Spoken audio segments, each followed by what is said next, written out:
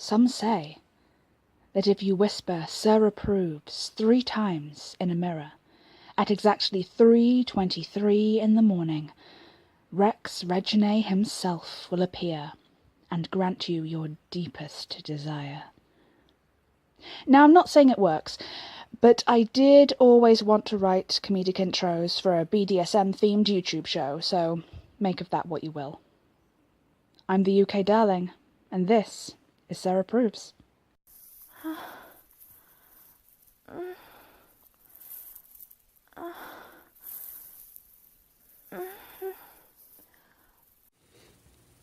Hello, my darlings. This is Rex Reginae, but you can call me Sir. Welcome to Sir Approves, undressing your mind one thought at a time. I'd like to thank our UK darling for another wonderful introduction. She keeps things certainly lively with those introductions. If you have anything you'd like to say to her, even if it's a congratulations or thank you for your neat little introductions, please send me a message. I'll be happy to relay it to her. That was a weird way to say to her. As you well know, I run the Tumblr blog Sir Approves. That's one word and no fucking hyphens. Good mood today. We have a great question today.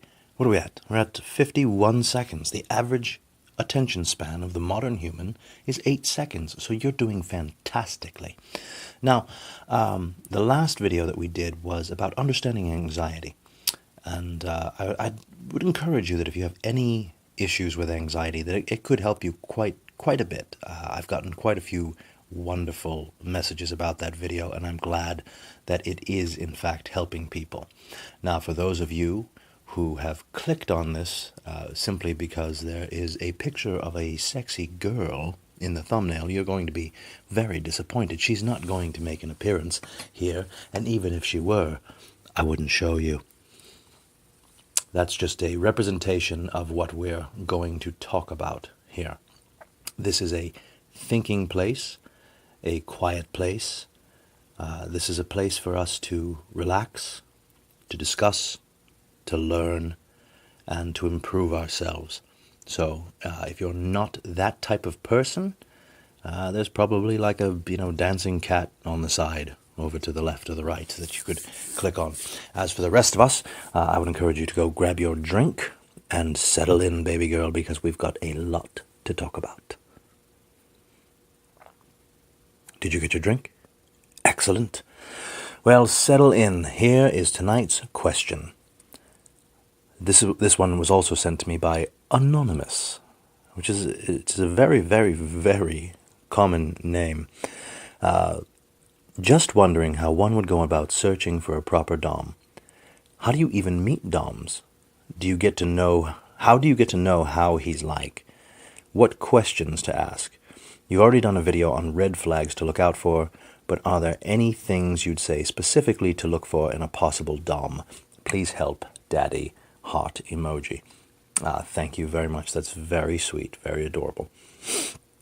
All right, let's dig right into this. I will try not to get into red flags to look for. I would encourage you to listen to that as well if you are currently a submissive looking for a dominant, male or female. I think you're going to find the information pretty useful. I've written some things down, so what you're going to hear on the side here is paper. Remember paper? Anyone ever use that? Well, I'm an old man. Let's jump right in. How do you even meet DOMs? Well, there are lots of websites that you can go to. I don't recommend this. I don't recommend putting out an ad looking for a DOM. And I don't mean necessarily like, putting something on Craigslist or something like that. I mean, I don't recommend advertising that you are looking for a dominant. I would suggest that you take the fly on the wall approach. And when someone piques your curiosity, go ahead and talk to them. When you sort of put feelers out that you're looking for a dom, you're basically putting chum in the water, and you're hoping no sharks come along. You are going to get all sorts of you may wind up with someone who's perfectly wonderful, who you may go on to have a 25-year relationship with. You don't know, but for the most part, you are going to have a lot of dregs sort of chasing you on that ad. So I would just hang around Tumblr, follow blogs, see what people are writing, see what their attitudes are like.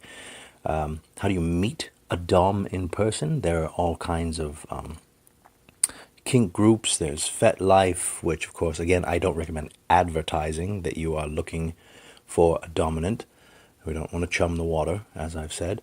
But you're going to want to feel people out, and always exercise caution, because unfortunately there are horrible people out there, and that is tragic, but it is true. How do you get to know what he's like, what questions to ask? I don't think asking direct questions is the best way to get to know anyone on any level.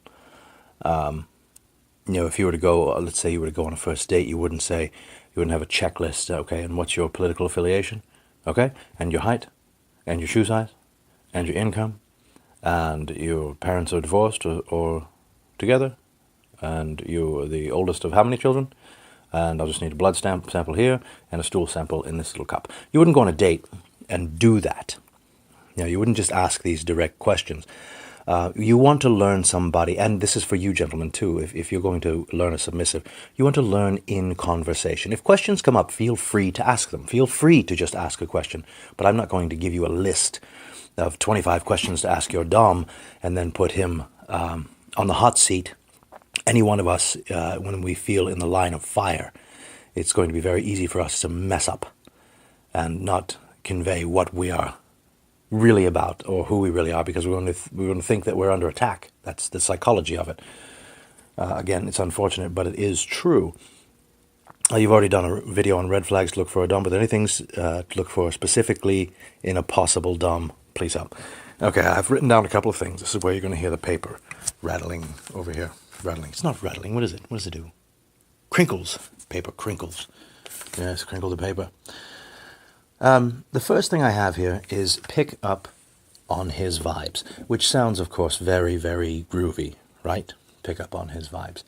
What I mean by that is basically, as I said, the fly on the wall. If you're looking for a dominant man, you want to pick up on his vibes. Does he put out a dominant vibe? That doesn't mean that he's an asshole or that he's, bossing people around or anything like that, but he will have a distinct aura and vibration that will let you know that he is dominant, and chances are pretty good it's going to be right in his eyes. And you can tell a lot about a person by their eyes. You can tell a shithead, you can tell somebody who's just after you for sex, you can tell kindness, you can tell sadness, you can see a lot in somebody's eyes. So check out his vibe. That's the first thing that I would say to you. What I have next is, does he care? And a couple of these are going to be intertwined, so if they overlap, don't get too upset. Does he care? He should, this is, provided that you're starting a relationship with someone or even just feeling someone out, he should care more about sex. More about, no, he should. No, scratch that. He should care more about sex. That's ridiculous. He should care about all of the things in your life, not exclusively sex.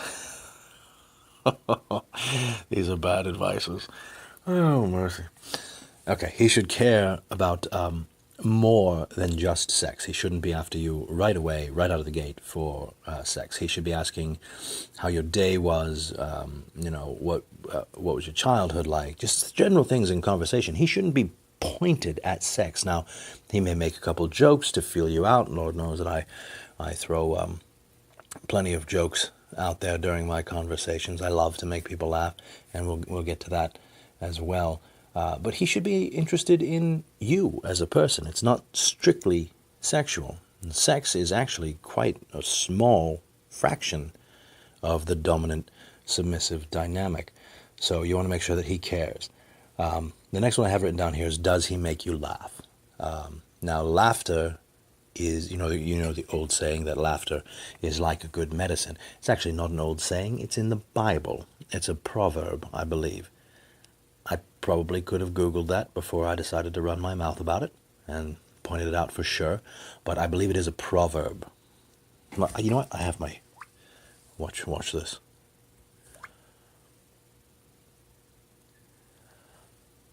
Google, where does it say that laughter is like a good medicine? It's searching now, the wonders of modern technology. Aha, I was right. Proverbs 17:22.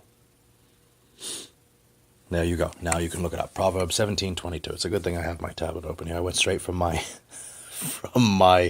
inbox to a Bible verse. That's the wonder and magic of the internet. So he should be going out of his way to make you laugh, not just in times of crises, but throughout the day. Laughter is a good medicine. Those are true words. Does he want to help you? This is a big thing. There is a difference between preying on someone who has issues or needs help and helping that person. Sometimes men will cloak, even if they don't know they're doing it, they're just pieces of shit. Sometimes they will cloak or disguise wanting to manipulate you as trying to help you. So you want to look for someone who is actually wants to help you with your troubles, with your woes, who wants to help you be the very best version of yourself that you can be. That's what you want, and that should be what he wants as well. Again, sex is a very slim part of the submissive dynamic, the dominant submissive dynamic, excuse me. The next thing I have here is that he doesn't pressure you.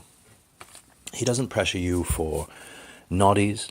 There is a time when rigidity and sternness will come into play, and in those moments you will be very turned on by that. But as a general rule, he won't be pressuring you. He will be inspiring you. If I were to give you an assignment, it would not be me pressuring you. It would be me inspiring you. I want you to learn your body better. I want you to break down your mental barriers. I want you to grow.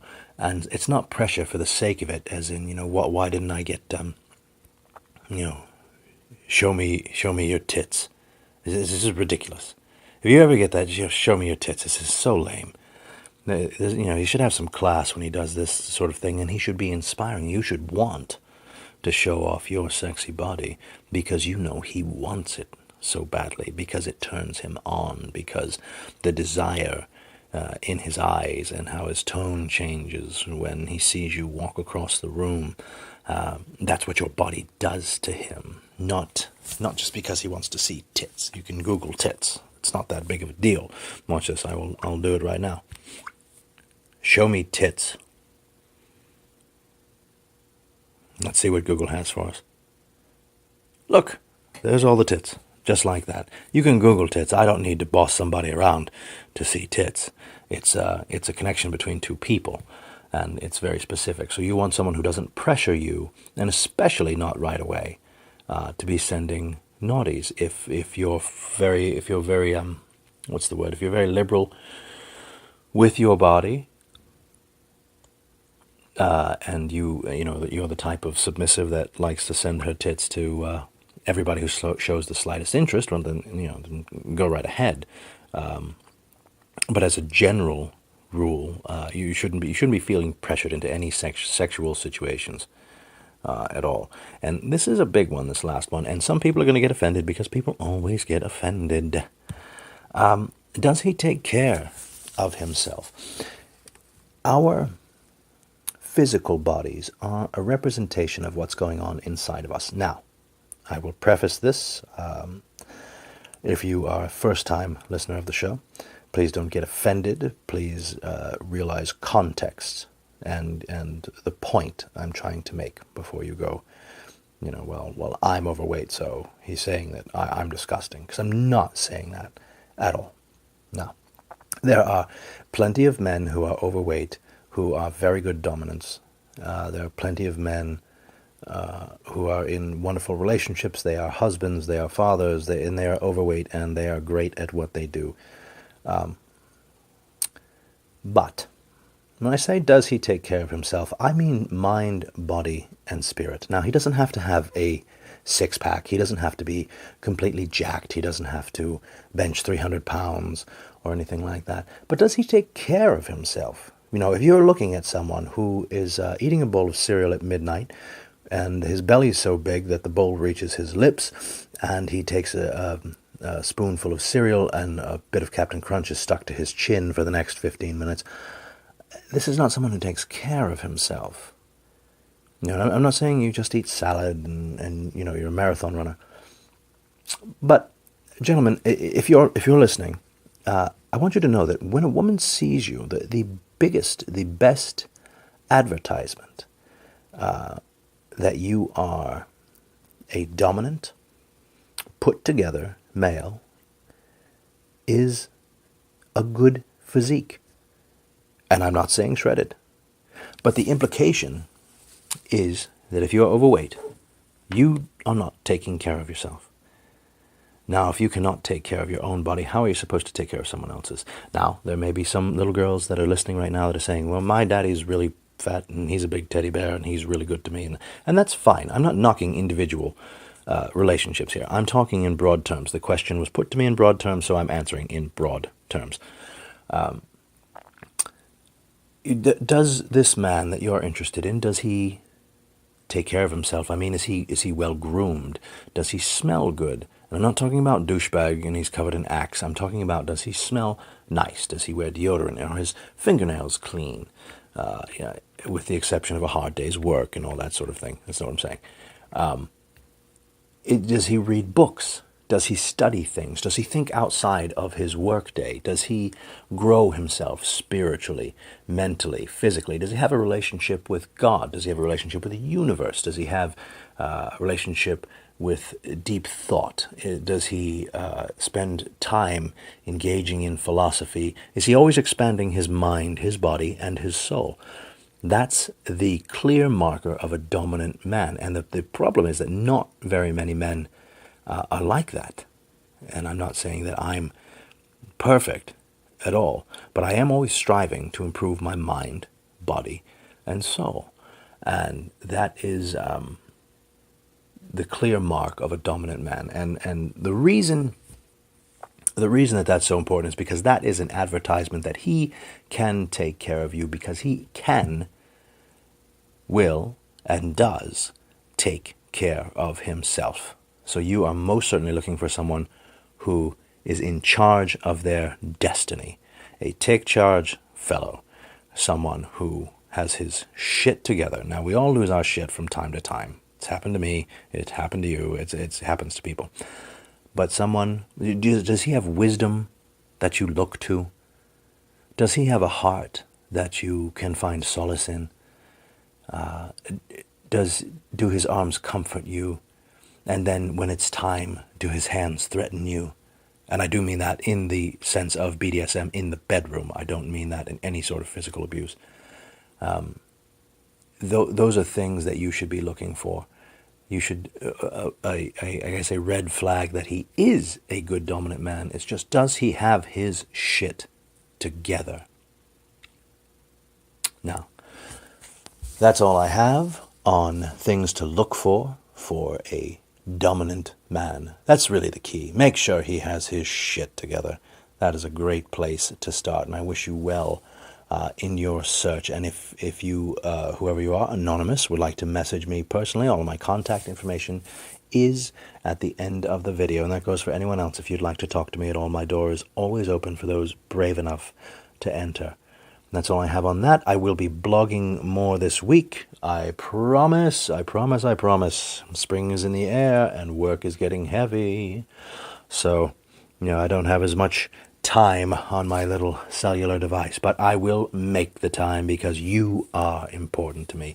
Until next week, all of my best and all of my love. Sir.